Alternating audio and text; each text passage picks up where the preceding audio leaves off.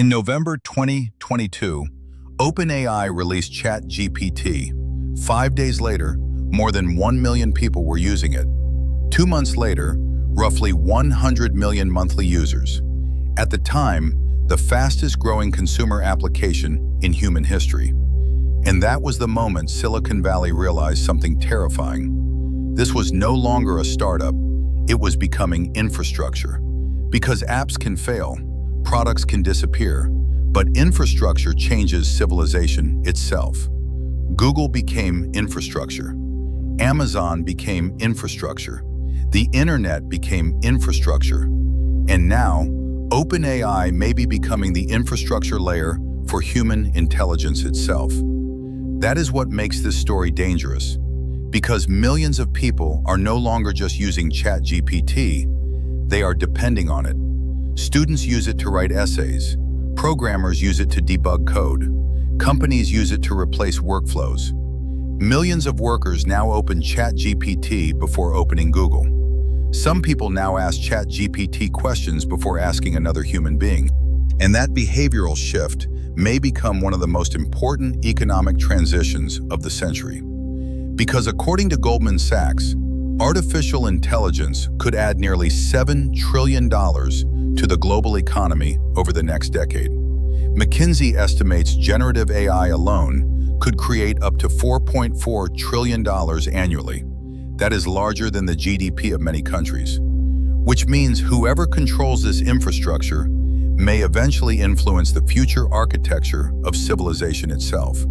And perhaps Elon Musk realized that before almost anyone else.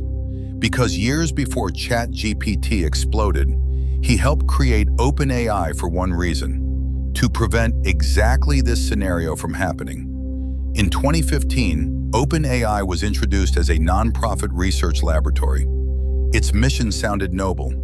Artificial general intelligence should benefit all of humanity, not governments, not monopolies, not concentrated corporate power. But there was one problem. Artificial intelligence is brutally expensive.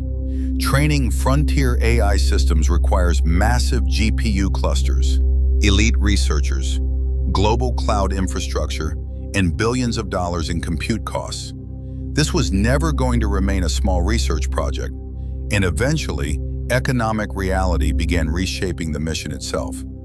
By 2019, OpenAI abandoned its pure nonprofit structure and created a capped profit model. Then Microsoft entered the battlefield. First came the $1 billion investment in 2019, then the larger expansion in 2023.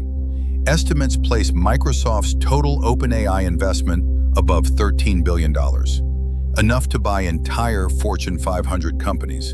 And that was only the beginning, because Microsoft did not simply provide capital, it provided Azure, global compute, cloud dominance, enterprise distribution, and that changed everything. The same way Standard Oil once controlled energy and Google eventually controlled information, OpenAI was beginning to position itself between humanity and intelligence itself. Then ChatGPT escaped into the public, and Silicon Valley panicked. Google internally declared what reports described as a code red.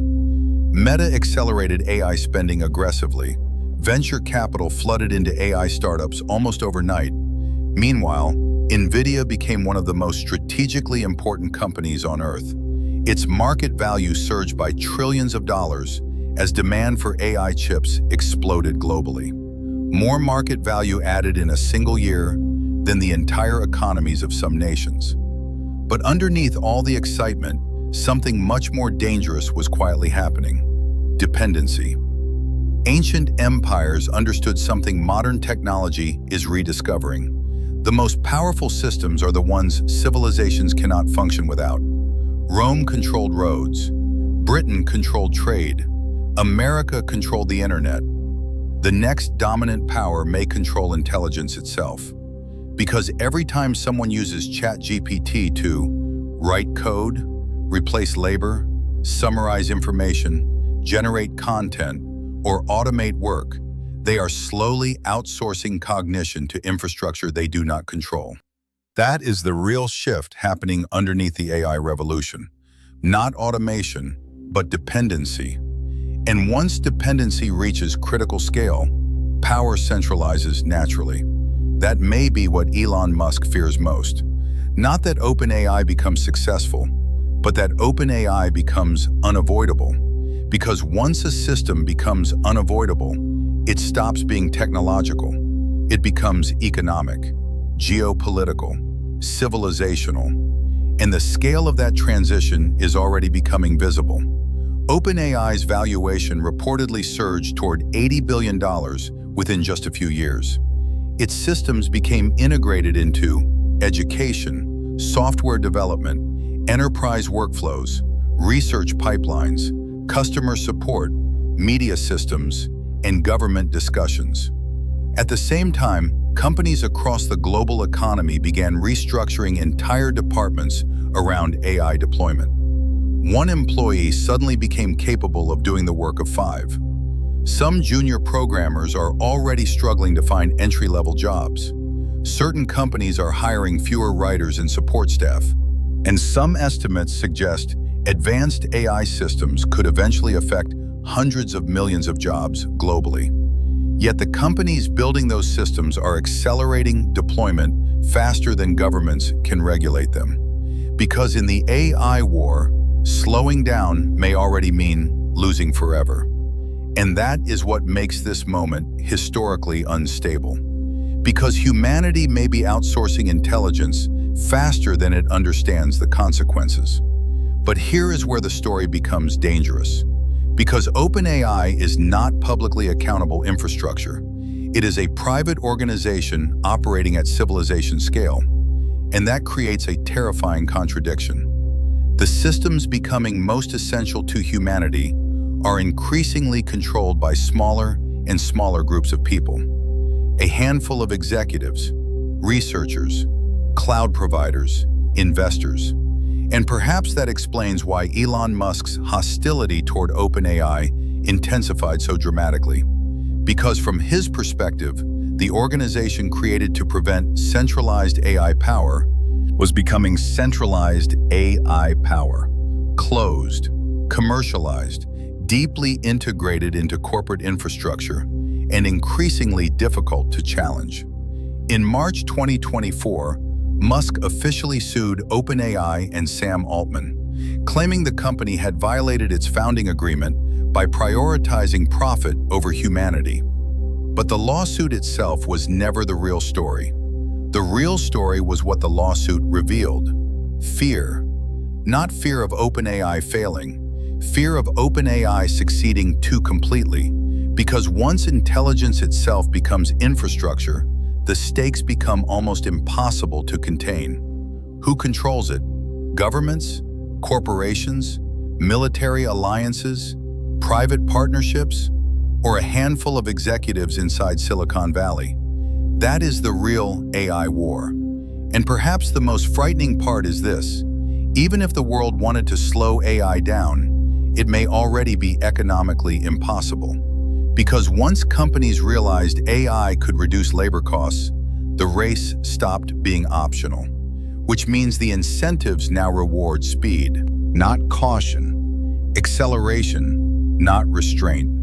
And that may become the defining mistake of this entire era. Because the companies building systems powerful enough to reshape civilization are themselves trapped inside a competition they can no longer slow down.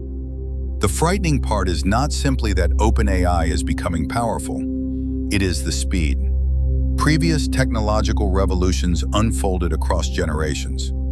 Artificial intelligence is scaling globally within years, and every day, millions of people hand more cognition, more labor, more decision-making, and more dependency to systems they do not fully understand. Which means the AI war was never really about chatbots. It was always about control. Control over the next operating layer of civilization. And perhaps the most dangerous part is this: the infrastructure may already be too deeply embedded to reverse now. Because once civilizations become dependent on infrastructure, power consolidates around whoever controls it. The frightening part is not that OpenAI became powerful. It's that the world may already be reorganizing itself around that power, faster than anyone expected. Subscribe to The Prime Tactic, because the AI war is no longer about technology. It's about who controls the future.